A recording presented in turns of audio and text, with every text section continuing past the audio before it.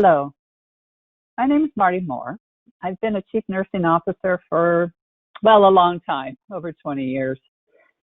In my journey as a leader, I had to step back many times and think about what were my actions, what were my thoughts, my decisions, and how they were impacting. And I want to take you into the journey of what I learned, some of my research, but additionally, how it applies to the environment of which we're finding ourselves today. So enjoy a moment with me as we talk about the fragility of trust in our workplace, easily broken, necessary to repair. When we think about trust, we have a tendency to think about it as this incredibly firm belief in the reliability and the truth and the ability or strength of someone or something.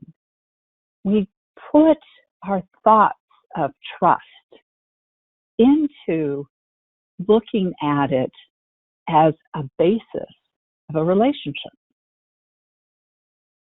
When we think about being a leader, we have a tendency to think about action. And we think about it as, I need to make decisions and I need to be doing things and I've got to be moving forward and I've got to get my team to move forward. And by doing that, we create kind of this mental image of by acting, by doing, it will make us to be seen as a great leader. I want to challenge you, though, about something. I want to challenge you to think about trust as an outcome. Not necessarily one of the things that leaders think about. But here's what we know. We know that the decisions that we make and the actions that we do either build trust or they break it down. So it's an outcome. So if you start to put that into our world of metrics, how do we measure trust? Do we even think about trust as truly a metric, truly an outcome?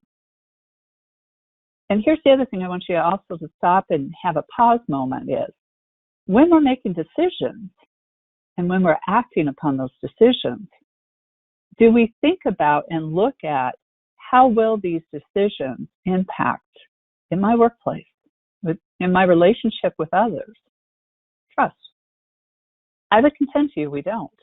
I would contend to you that the research is pretty clear that many times we're not able to broaden our thinking and to look even beyond to what may be kind of a downstream impact because we're responding to what is the immediate. And yet the damage that can happen because of decisions and actions is deep. Now, I'm not saying that you don't do tough decisions, and I'm not saying that you don't do tough actions. What I'm saying is you have to think about what the impact is. If you reframe your perspective, your lens around trust, it helps you then to look at the decisions you're making. And if they're tough and hard decisions, then you articulate that and you gain insight from others.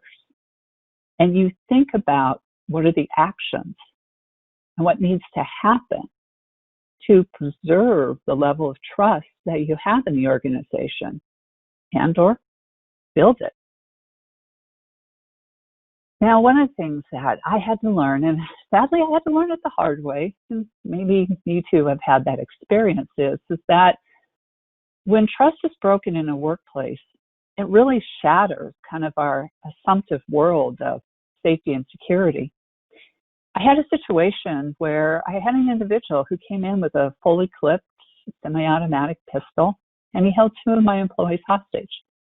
I, as a leader, chose to walk into the scene. Now, I'm going to tell you, don't do that.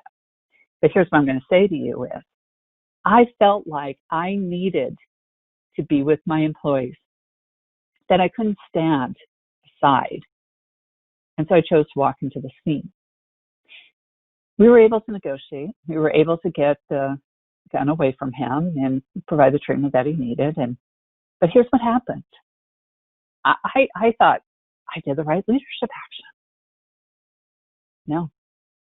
What happened is the fact that that even occurred broke the assumptive world of safety and security. The anger that rippled through the organization, even by people who weren't working that day. The impact that it had on not only those of us who were in it, saw it, felt it, but those who weren't.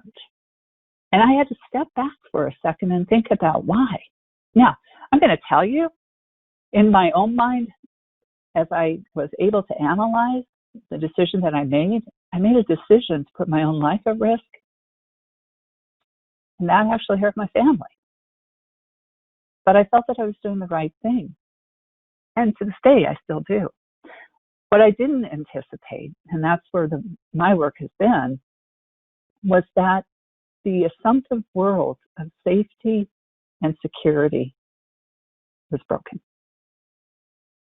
And what was it that needed to happen to heal that, to strengthen it back, to build it up?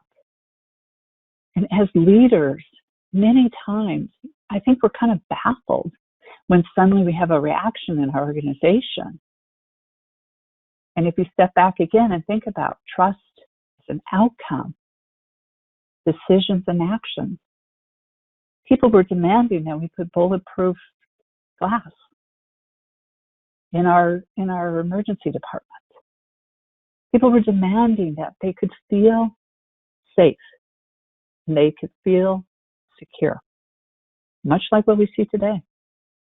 And so as leaders, we have to think about the fact that the decisions and actions are driving that outcome. And what can we do differently? What can we do differently? How can we, again, weave back together trust? Now, the other thing that I had to understand and learn was grief enters the workplace. I think many times that we forget that grief is a human emotion. It's a way we process.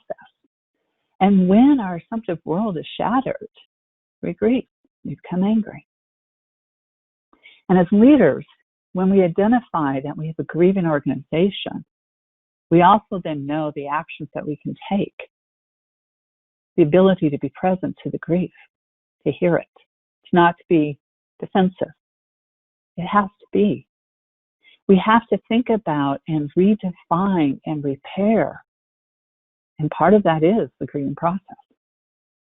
And it is in stages, folks. Each one of us will find ourselves grieving in very different ways in a workplace. I know as a leader, after that incident, I actually was angry that they didn't recognize that I put myself out there. And yet, as I was able to step back, I started to think about the fact they acknowledged that, but the fear and the shattering of the world that they thought was secure and safe was far greater. And I needed to think about that. And I needed to recognize that there was grief. There was grief in my organization throughout it. Even those that weren't intimately involved felt it. So we have to think about healing, and we have to think about it intentionally. And it's hard. But here's my story. When I was able to step away from my own feelings of defensiveness, and I started to think about, again, trust as an outcome. We had to be intentional about the decisions we were making and the actions that we were taking to create healing, to create feelings of security and safety, to create dialogue, to help people to feel like that this is a caring world. This is a caring organization. I will tell you that it's probably some of the hardest work that I've done. When I've thought about intentional healing, I think about the fact that it has to be our first priority, not something that just happens. So I would encourage you As you look at the organizations that you're involved with, that you're leading, think about the fact that decisions and actions lead to trust as an outcome. Think about the fact that your organization may be grieving and that you have to be intentional in healing. Thank you.